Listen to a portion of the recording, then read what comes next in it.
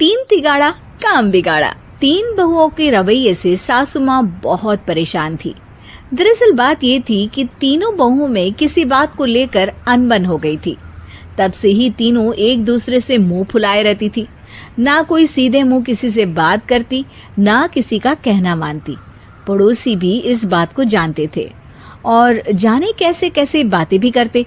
इसीलिए सासू माँ ने तीनों बहुओं को तुरंत अपने कमरे में बुलाया। मैं कई दिनों से देख रही हूँ, तुम तीनों अलग अलग सारे काम कर रही हो। ये सब नहीं चलेगा, तीनों को मिलकर ही काम करना पड़ेगा। सास की बात सुनकर एकदम से बड़ी बहू बोल उठती है। नहीं मम्मी जी, मैं इन दोनों के साथ कुछ नहीं कर सकती। मैं इस घर की बड़ी बहू हूँ, फिर भी ये मेरा कहना बिल्कुल भी नहीं मानती। अरे जेठानी जी, जानबूझकर मुझे डबल काम करवाती है आप, और छोटी मुझसे टेढ़े मुंह ही बात करती है। इन दोनों के बीच हमेशा सैंडविच बन जाती है मेरी, और मैं हमेशा आलू की तरह बीच में मसली जाती हूँ। मम्मी जी, इन दोनों को लगता है कि मैं छोटी हूँ तो इनके पैरों तले दब जाऊंगी, लेकिन नहीं, मेरा भी उतना ही अधिकार है जितना इन दोनों का है। बड़ी आई दोनों मेरी चुगली करने के लिए, मुझे क्या कम समझ रखा है। तीनों बहू एक दूसरे से बहस करने लगती है और सास दोबारा ये देखकर टेंशन में आ जाती है और सबसे कहती है, चुप हो जाओ, अब से तुम तीनों सारे काम एक साथ करोगी, आंख बंद करके एक दूसरे की बात सुनोगी। तुम तीनों इस बात को गांठ बांध लो, वरना अगली छुट्टियों में तुम्हारा अपना मायके जाना कैंसिल। सास की बातें सुनकर डर के मारे तीनों हामी भर देती हैं। जी मम्मी जी, मैं समझ गई। हाँ मम्मी जी, जैसा आप कहें, आप जो कहेंगी मैं वही करूंगी। तीनों बहू सास की बात को गांठ बांध लेती है और वादा करती है कि अब से सारे काम वो तीनों एक साथ मिलकर ही करेंगी। ये सब देखकर सास खुश हो जाती है और वहाँ से चली जाती है। नीचे जाकर वो देखती है कि घर में शर्मा जी आए हुए होते हैं। सास जोर से आवाज लगाकर कहती है, अरे बहू, जरा चाय बनाकर तो लाना, शर्मा जी आए हैं। सास की बात सुनकर तीनों बहू तुरंत किचन की ओर भागती है और चाय बनाना शुरू कर देती है।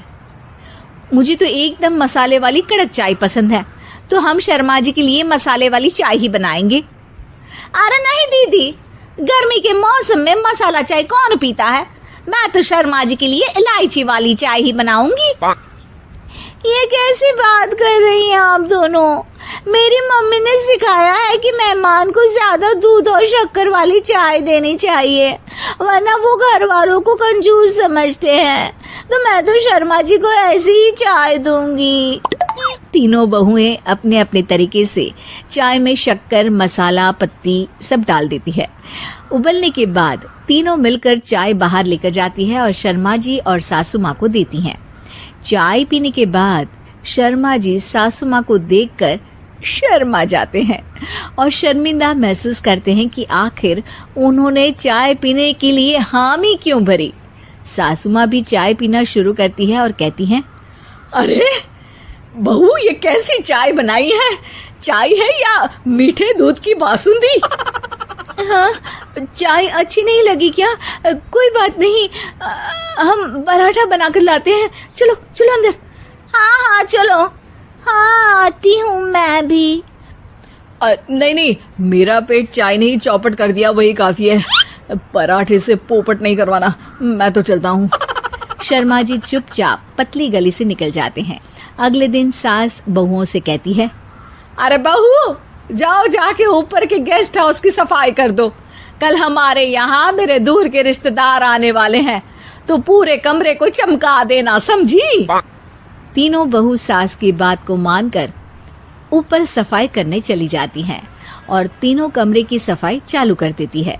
बड़ी बहू मकड़ी के जाले साफ करती है, तो बीच वाली झाड़ू लगाना और छोटी वाली सर्फ डालकर जमीन धोना शुरू कर देती है। अरे दीदी, जेठानी जी, अभी मैंने पूरी फर्श धोई और आप फिर से धूल नीचे गिरा रही हैं। और मछली जेठानी जी, आप बिना झाड़ू की धूल यहाँ छटक रही हैं। अरे तीनों को साफ करना है, एक साथ सफाई करते हैं ना। अरे वही तो, हम साथ साथ हैं, घर साफ साफ है। तीनों बहू ऐसे ही काम में उलझ जाती है और 2 घंटे तक एक ही कमरे की सफाई करती रहती है। बहुत देर से अपनी बहुओं को ना देखने के कारण सास ऊपर कमरे में उन्हें देखने जाती है, लेकिन कमरे में घुसती ही वो गीली फर्श पर फिसलने के कारण नीचे गिर जाती है। ओरी मोरी मैया, हड्डी मरोड़ के रख दी। आए मेरी तो कमर ही टूट गई रे। तीनों बहुएं सास को उठाती हैं और बिस्तर पर सुला देती है। अरे मेरे हाथ पैर दर्द कर रहे हैं, दबा दो, आराम मिलेगा। हाँ जी माँ जी। अरे जी माँ जी, जी माँ जी। और तीनों बहुएं एक साथ सास के हाथ को दबाना शुरू कर देती हैं। माँ की तो चीख ही निकल जाती है और नतीजा ये होता है कि सास के बचे हुए शरीर में भी दर्द उठ जाता है। हाय राम, ये क्या कर दिया तुम तीनों ने। अरे मेरी तो किस्मत ही फूटी है कि तुम जैसी बहुएं मुझे मिली। हे भगवान, पूरे शरीर में दर्द बढ़ गया है।